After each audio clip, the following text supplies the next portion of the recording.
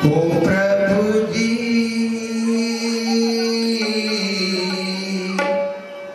तेरी लीला अपरंपार है, तेरी महिमा अपरंपार है। ओ प्रभु जी तेरी लीला अपरंपार है,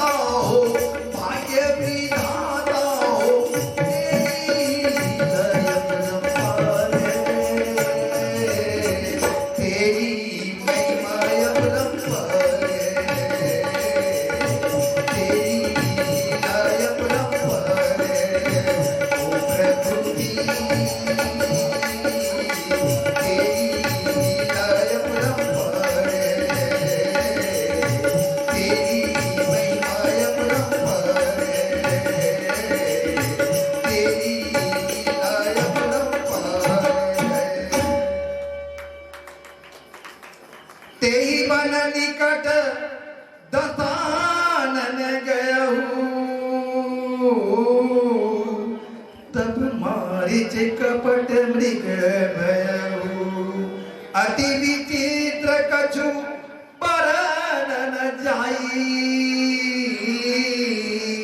कनक देहि मन रचित बनाई। यहाँ पर गोस्वामी तुलसीदास जी कहते हैं ते ही बन निकट दसानन गयो तब मारी कपट मृग भय।